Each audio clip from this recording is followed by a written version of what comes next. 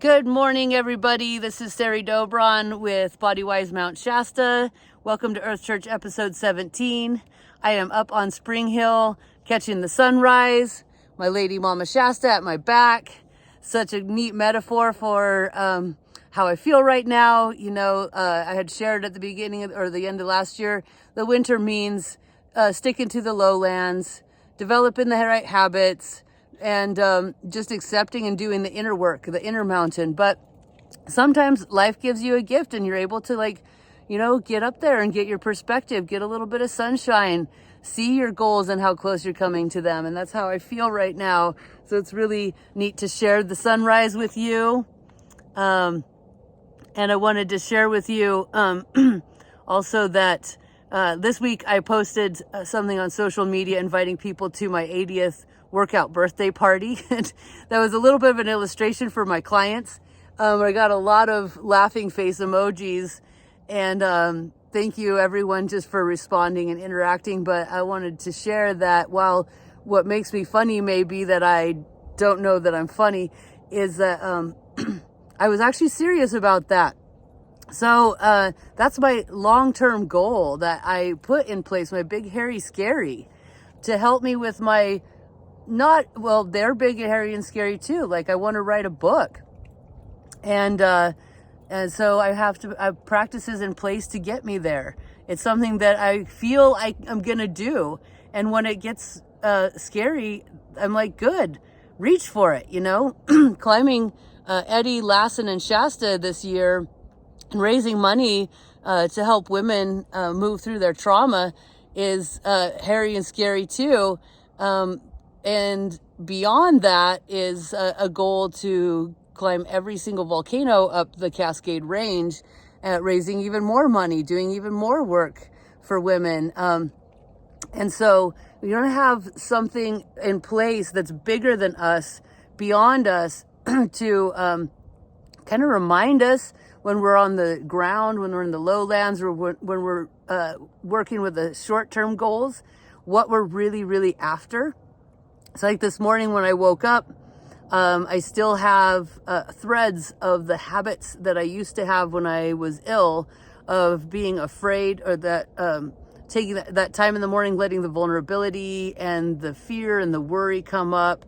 And I know what it is, but I'm able to move through it very quickly because my brain moves on to all of the people that are I'm going to meet, all the people that I am working towards, and my convictions and my commitment to live in a world where women have the support and the wisdom to move through their trauma and realize their true potential and step into their birthright of living a life with safety, dignity, and belonging.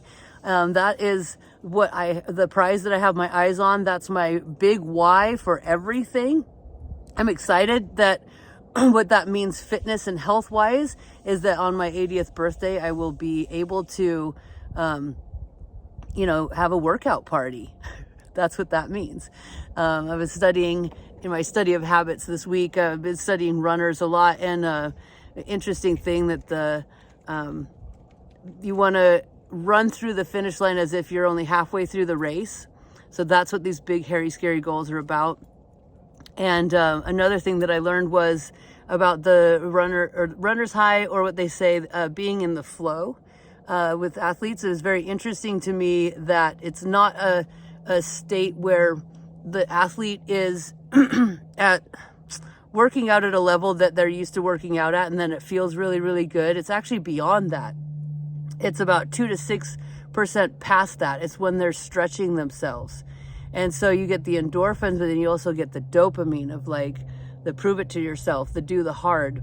And that's what raises your foundation. That's what grows you as a person. And I believe that that's actually a spiritual state where you're realizing what you're capable of and why you're here, and you're living in that. And so my goal professionally and personally is to be living in that state as much as possible. And man, it's big, but it requires just that we have our eyes on the prize, that we're working towards something beyond us.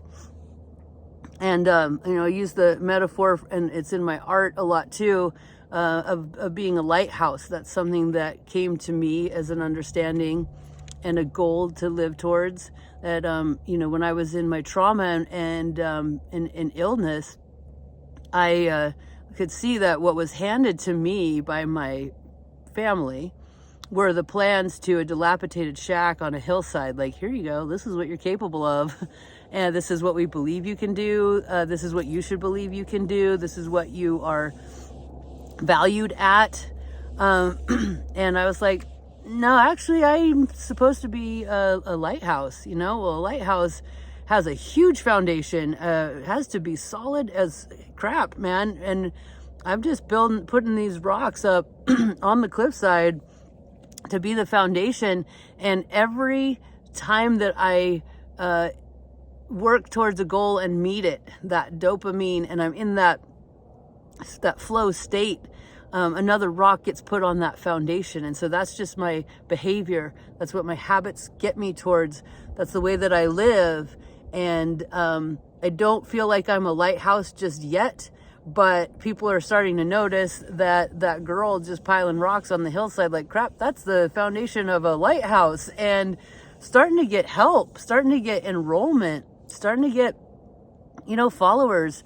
And that's very, very exciting. It's not something that I have to try at or market. It's not, it's the real deal, and you could do that too. So let me know how your New Year's going. How are your resolutions and your goals? What are you, if you need help setting up more long-term goals, help learning how to run through that finish line, that's what I do for a living, and I would love to help you. So I'll leave some information at the end of this video. I love you all. Enjoy this beautiful day. Get out, get it, and I'll see you on the playground.